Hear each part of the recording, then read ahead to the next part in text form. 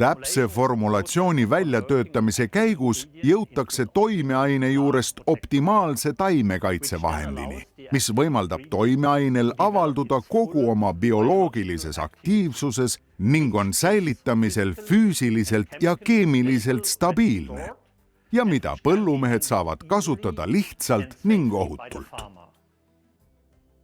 Kuna toodet kasutatakse erinevates põllumajandusoludes, tuleb tagada toimeaine ühtlane jaotumine lehtedele. See peab pritsipaagis moodustama stabiilse lahuse, ei tohi ummistada pritsitüüse ja peab sobima segamiseks teiste preparaatidega.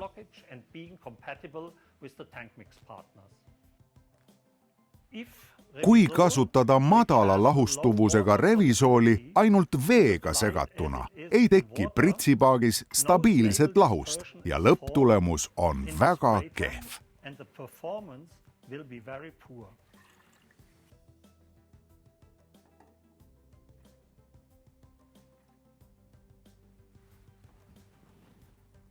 Et jõuda revisooli puhul optimaalse ja esmaklassilise ravitoimega koostiseni, analüüsisime laboris ja kasvuhoones tihedas koostöös formulatsioonimeeskondadega enam kui 100 katselist koostist.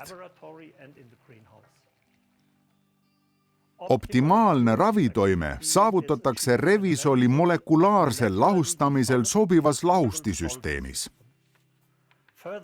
Muud lisaained parandavad ühtlast jaotumist vees, pritsitud lahuse jaotumist, püsimist lehtedel ja toimeaine tungimist lehtedesse.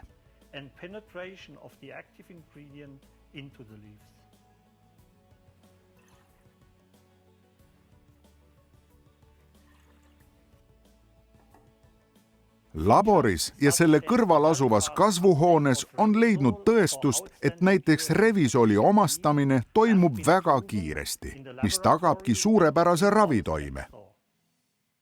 BASF. We create chemistry.